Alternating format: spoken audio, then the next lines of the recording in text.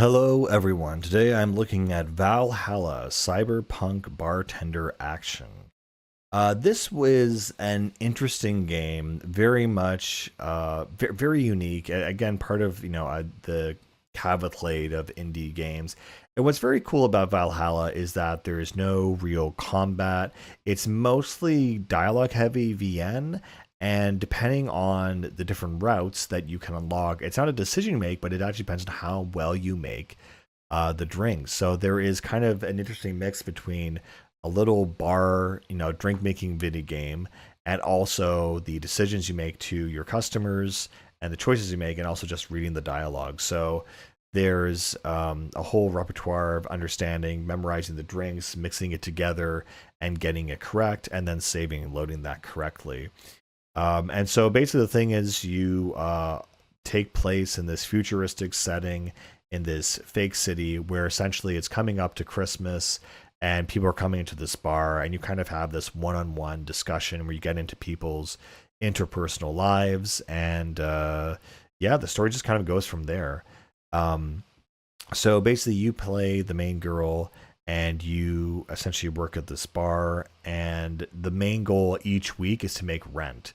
So you get tipped basically by how well you make the drink, and so if you don't make enough money by the end of the week, then you can't afford to pay your rent, so you get evicted and it's game over. And so that's how the game works.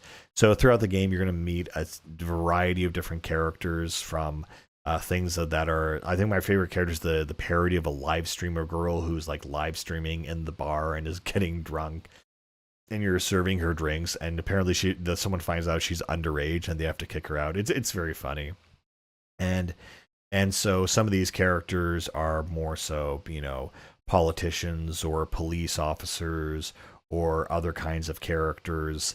And you basically have to, booze them up to find out their secrets and whatnot, and find out, the conspiracy that's going on in the city. And so you have like what, eight? No, one, two, three, four, five. And then I think you have about five different ingredients you can use to make any drink on the menu.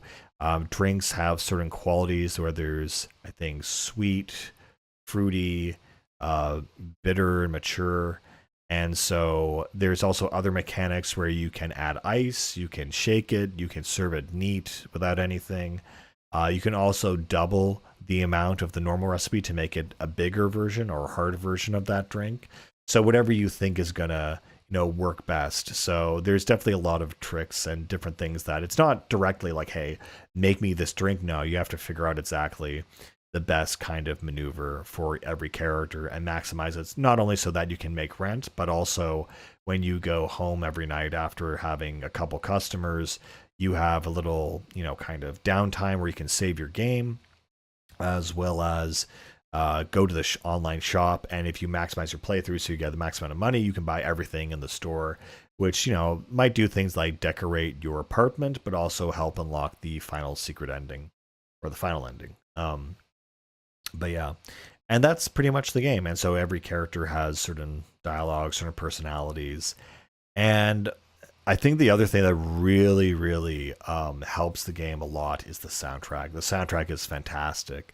I guess a sister game or an offshoot of this game or this genre would be Coffee Talk, which is the same kind of idea, but this was the first one to really do it. And Coffee Talk was more so like modern day real life San Francisco, except there are mythological monsters around, and you're a barista and you make people coffee, and you unlock the story through that. There was also another project called Necrobarista, where again it was more similar to this, where you're like in the underworld and you're with all these zombies and cryptids and ghouls and whatnot, and they all come to your barista, or to your cafe rather, and you serve them coffee. And in that context, it was a similar thing, but as I understand, that did not really take off. They delayed it for a long time. I think I knew a little bit. I was following it for a little while.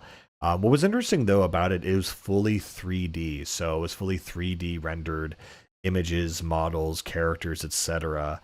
And so it looked like it was this, but better, but it just was delayed so far. And when it finally did come out, uh, I remember I played a bit of it on the demo, and it was not good. It was broken. And yeah, you could move in the 3D space, but the characters weren't that good. And that's really the main thing. Like, this game hinges on the characters. You have the boss who's kind of in a weird semi flirtatious relationship with you. You have your coworkers that are always, jostling you and ribbing you on. And then you, of course, have your recurring customers that you can extract information out of. On the whole, Valhalla, what makes it really work is the soundtrack. The soundtrack, the sound font, the opening main menu alone sets the mood and the tone. It's a very comfy game, and I can definitely, recommend it on that aspect. If you just want to like sit down and read something and have really nice music, it's not a bad thing to have. The one thing I will say about it, though, is that I don't super recommend it in general. Unless this is really a genre you want to play or this game specifically looks good to you, go for it. Because honestly, I think there's like 12 days, and each day is like, I don't know, maybe like an hour or maybe at least half an hour of reading.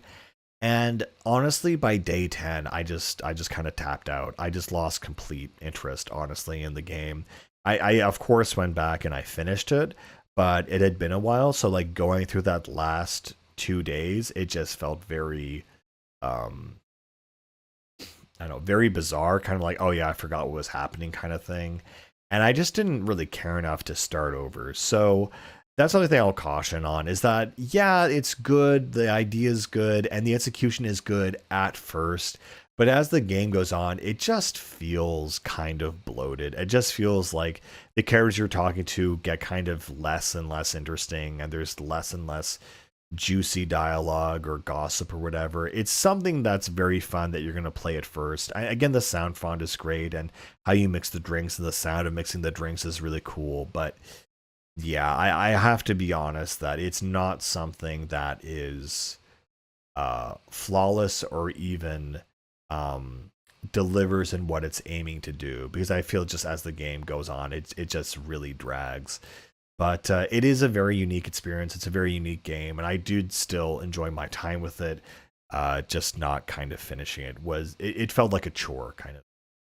Anyway, that's all I have to say about Valhalla Cyberpunk Bartender Action. Very cool concept, and I think Sukiban Games, the people who made this, are making not a sequel but another game that is completely different, based off the Parasite Eve and Vagrant Story battle system, which I am super excited for. That game looks very like sick as hell, as the kids would say. But yeah, so I'm very interested in these guys. They've nailed down the aesthetic and the vibe. Now they just need actual gameplay, and I think they're going to make an absolute banger. Anyway, I'm really looking forward to that. Hopefully it comes out eventually someday. And yeah, with that being said, I'll see you guys later. Bye.